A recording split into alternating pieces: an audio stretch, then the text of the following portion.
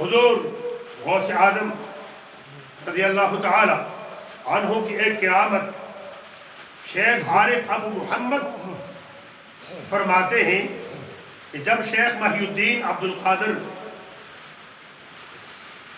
رحمت اللہ تعالی علیہ کا شہرہ ہوا بغداد میں، تشہیر ہوئی، شہرہ ہوا، آپ چمکے، بغداد کے کونے کونے تک جب آپ مشہور ہوئے، بلکہ مصر و شام عرب ممالک کے کونے کونے تک جب آپ مشہور ہوئے، اتنے مشہور ہوئے، اتنے جلدی مشہور ہوئے کہ علماء فقہا کے ذہن اور عقول شہتر رہ گئے تھے، متعجب رہ گئے تھے۔ فرمایا جب آپ بغداد میں مشہور ہوئے، آپ کی شہرت ہوئی، تو بغداد کے 100 مشہور فقی اور دانا عقل مند علماء، 100 فقہا اور محدثین، عقل مند، دانشمند، ذی علم لوگ 100 اس لیے جمع ہوئے آپ کی بارگاہ میں، آپ کی جامع مسجد بغداد شریف میں، اس لیے جمع ہوئے۔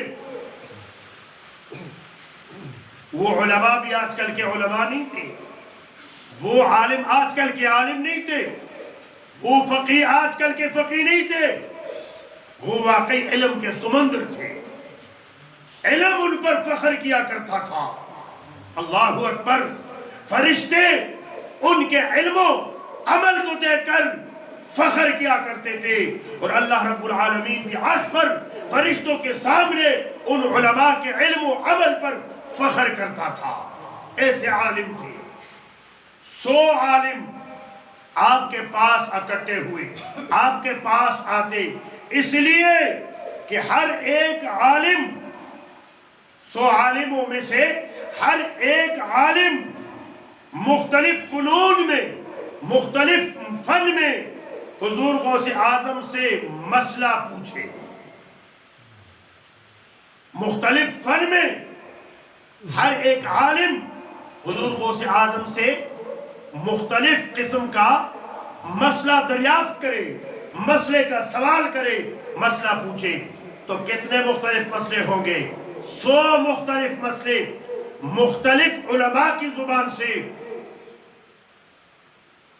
اور سارے اکٹھے ہوتے تھے، سارے اکٹھے جمع ہوتے تھے کہ ان مسائل سے آپ کو بند کر دیں گے، لاجواب کر دیں گے، ان مسائل کے بوچھاڑ سے آپ تنگ ہو جائیں گے، لاجواب ہو جائیں گے۔ وہ سب علماء اور فقہا مل کر آپ کی مجلس باز میں آئے، آپ تقریر فرما رہے تھے، آپ خطبہ ارشاد فرما رہے تھے، اور یہ علماء وہاں تشریف لے آئے۔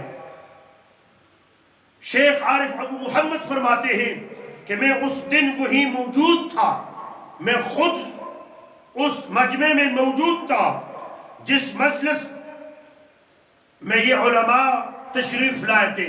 جب مجلس قائم ہوئی تو شیخ مراقبے میں ہوئے، شیخ حضور غوث اعظم مراقبہ میں تشریف لے گئے، مراقبے میں ہوئے، توجہ میں ہوئے، اور آپ کے سینہ سے ایک نور کی بجلی چمکی جس کو وہی شخص دیکھتا تھا جس کو خدا تعالیٰ چاہتا تھا۔ ایسی چمک آپ کے سینے سے نکل گئی۔ ان 100 فقیہوں، 100 عالموں، 100 مولویوں، 100 عالموں کے سینے پر اس چمک کا گزر ہوا، اس چمک کا گزر ہوا۔ جس پر اس کا گزر ہوا اس کی حالت تو یہ ہوئی کہ مبہوت اور بے قرار ہو گئے۔ جن جن پر وہ چمک، وہ بجلی، وہ روشنی جو حضور غوث اعظم کے سینے سے نکلی تھی، جس پر گزری وہ محبوط ہو گیا، وہ بے ہوش ہو گیا، بے قرار ہو گیا، مدہوش ہو گیا، گر پڑا۔ جب حضور غوث اعظم رضی اللہ تعالی عنہ نے اس مجلس میں، مجمع میں دیکھا اس طرح آنکھیں اٹھا کے کہ سب تو محبوط اور بے قرار ہے، پھر سب کے سب ایک دم جب آپ نے نگاہ ڈالی اٹھ کھڑے ہوئے اور چلانے لگے، شور مچانے لگے اور اپنے کپڑے سب نے پاڑ دیے۔ اللہ اکبر، سروں کو اپنے اماموں سے، اپنے ٹوپیوں سے، اپنے استاروں سے برہنہ کر دیا، سروں کو ننگا کر دیا۔ سب کے سب علماء نے آپ کی طرف کرسی تک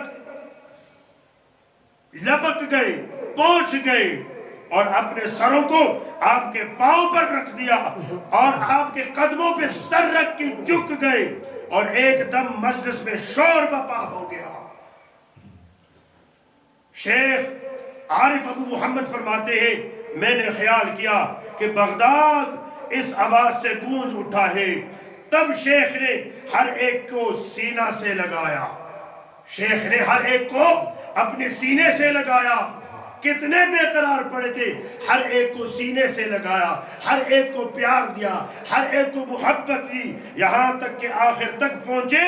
پھر آپ نے ہر ایک سے یہ کہا کہ تم مجھ سے مسئلے پوچھتے ہو، تم کتنے آئے ہو؟ جی ہم 100 آئے ہیں۔ فرمایا تم 100 کے 100 کا جو بھی مسئلہ ہے تم بیان نہ کرنا، میں تم سب کا مسئلہ بھی بیان کروں گا اور اس مسئلے کا جواب بھی دوں گا۔ اللہ اکبر۔ یہ غوث اعظم رضی اللہ تعالیٰ عنہ کی نظر، آپ کی کرامت، آپ کا علم، آپ کا سینہ تھا۔ آج لوگ حضور غوث اعظم کو کوئی کس الفاظ میں یاد کرتے؟ نادان تمہیں غوثیت یا مقام غوثیت کی کیا خبر ہے؟ تجھے تو پتہ اس وقت چلے گا جب تیری آنکھ بند ہو جائے گی۔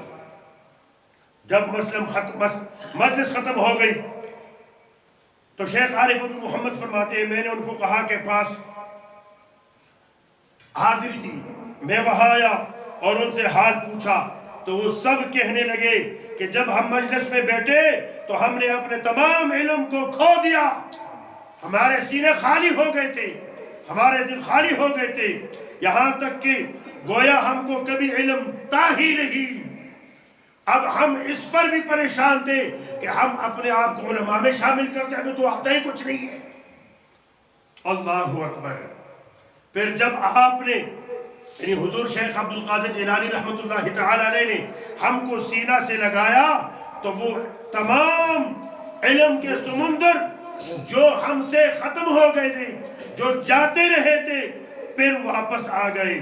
آپ نے وہ تمام مسائل بیان کر دیے جو ہم آپ کے لیے تیار کر کے لائے تھے اور ان سب کے ایسے جواب دیے جن کو جانتے نہ تھے، جن کو ہم نہیں جانتے تھے، ان کے ایسے جواب دیے کہ وہ جواب ہمارے ذہنوں میں بھی نہیں تھا۔